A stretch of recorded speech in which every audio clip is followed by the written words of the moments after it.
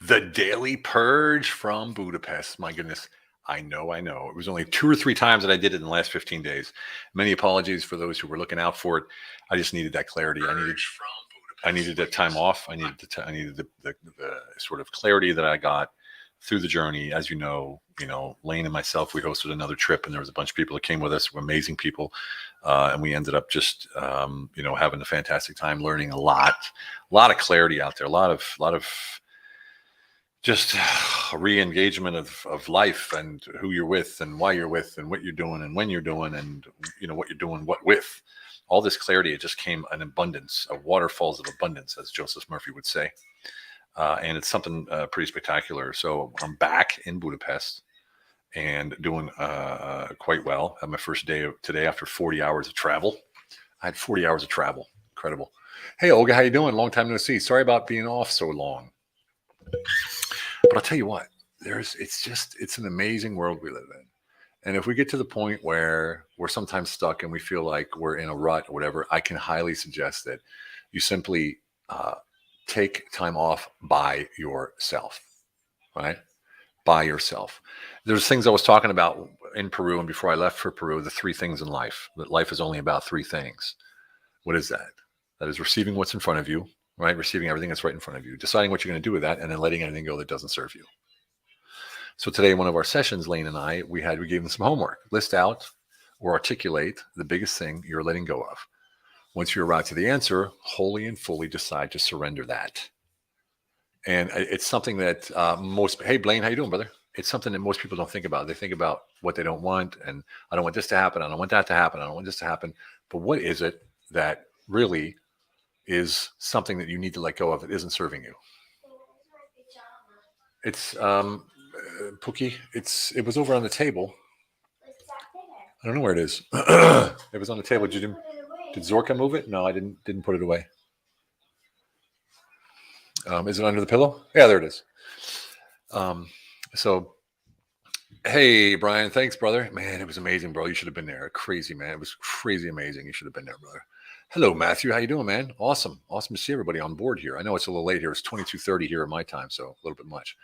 So, when we were in Peru, we went through, as you know, we did 3 sessions of San Pedro, 1 session of ayahuasca, and we traveled to Machu Picchu, Ollantaytambo, Pisac, and Agua de Calientes, Calientes, or whatever it's called, Boiling Springs water, whatever it's called.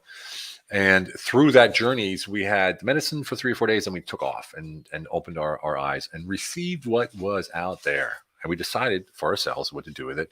And then the sessions afterwards, we let go of what didn't serve us. So that's my mission for you today. If you choose to accept, is that list out or articulate the biggest thing you are letting go of. Once you arrive to the answer, wholly and fully decide to surrender that and see what happens.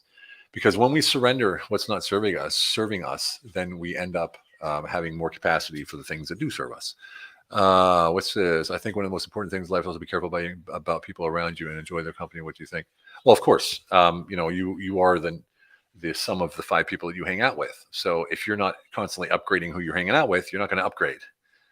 So it's super important, especially like, for instance, for me, I always ensure that I'm seeking new people. That's why I talk to 2 or 3 new people every single day of the week, the weekdays. And that way I'm always upgrading. But at the same time, I'm helping those that aren't, let's say, on my frequency at the moment to get to that frequency. And that's what's all about, is I create radiant value. So as you know, my life mission is elevate others.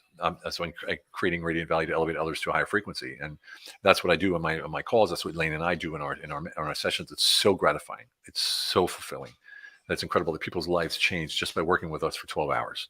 Over 3 months. Incredible that even after the first sessions, it's just super clarity, because you don't know what you don't know. Number one. Number two, you can't look in on yourself, right? I mean, there is a way to separate your mind from your consciousness, because your consciousness is you. Your mind isn't you. Your mind is what the world programmed.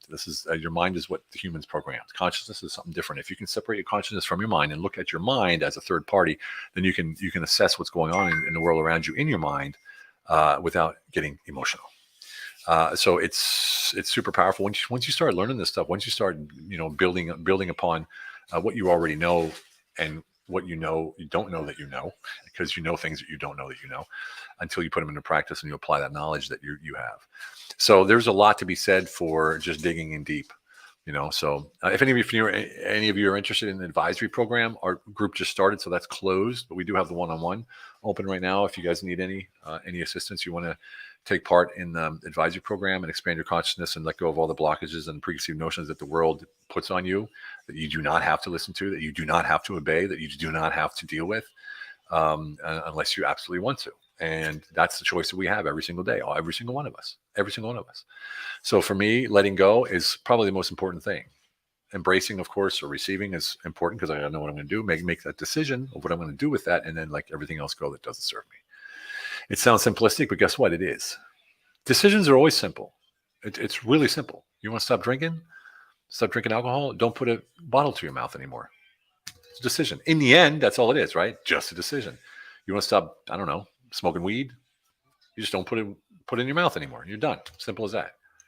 Right? I know the body needs it, and nicotine and caffeine and all this kind of stuff, but still, it's a decision. I will not drink anymore. I will not smoke anymore. I will not coke anymore. Whatever it is that you do, right? It's just a decision. So if we look at life that simple, receive what's out there, make a decision about what you're going to do with it, and then let everything else go that doesn't serve you. And the big decision is, do you really want to be happy? If you want to be happy, then you got to make decisions like this. In the end, that's what it's about, quality of life, right? We always say quality of life is a big equalizer. It's the number one equalizer in the world. Quality of life is what everybody wants. Everybody in the world, doesn't matter what religion you are, where you live, what country, poor, old, young, poor, whatever, skinny, tall, rich. What's the one thing that everybody wants? And that's quality of life. Everybody on the planet wants quality of life, but nobody decides. Rarely do they decide, you know what? That's a priority for me. That's a priority for me. Why? Because you're so programmed from the past. You're living in the trauma and the manipulation of the past from your parents and everybody else. And then in the future, you have anxiety based on those past thoughts about how the future might be. So you're frozen, right? So many people are frozen in that world. So letting go of that is just super powerful and living in the moment. Okay, so what do we got here? They have done a recession internalization, the major perspective of internalization, that you adapt an international standard to your life, to the things that you do, to the profession you aren't in a little stage. I discovered that internationalization can be taking that small things that you're proud of in your community, in your small community internationally. I really appreciate that discovery. Well, I think what you're saying is you can only have real impact in the world that you own. And that is your world. That's your family, your friends, your circle of influence. And so we always talk about that, is that if you want to change the world, if you want to have an impact on the world, you got to start with your world. If you come and talk to me about recycling or something like save the planet or whatever, like, global warming, I'm going to ask you a lot of questions. I'll be like, okay, do you recycle? Do you turn the water off between showering and soaping up? Do you turn the water off when you're brushing your teeth, or you leave it running? These are all small things that if you're not changing your world, why would anybody else change theirs? So that's where the integrity comes in. That's where, HIT comes in: honesty, integrity, transparency. Honesty with yourself while you do say and think like you do. Transparency is how you step into the world with that honesty, and it's your ongoing reputation. And the byproduct is integrity. If you live like that, then you will have, and you will create radiant value, ripple effect in your life, and will change the world from your world outward. That's the only way to do it. You can't change the world outward inward. It doesn't happen. All right. Does not happen. All right. So it's a big deal, guys and gals. It's a big deal. So how about that? You want to list out or articulate the biggest thing you're letting go of. Once you arrive to the answer of what that is, wholly and fully decide to surrender it. Like wholly and fully, like, you know what? This is it. This is what I'm stopping. Another thing that we do, Lane and I, is we schedule QOL time in each day. So our clients, we have them schedule time for themselves every day. And it's something that they have to do that's new, that hasn't been done before, that they haven't been doing before, whether it's meditation or going to a different, whatever, book, or going out and putting your feet in the ground for a while, whatever. But it's something to give yourself time for you, because we run away from our responsibility, even if we don't think we do. I was talking to a couple today who wants help with their company to scale, and they're just in the weeds all day long. They're just in the weeds all day long, right? Because they think they have to have control. And they're like this, which is normal when you're running a big business like that. So it's something that a lot of us, a lot of people think has to be really complicated to live a simple life and to be happy and fulfilled. It's not complicated. It's really just a decision.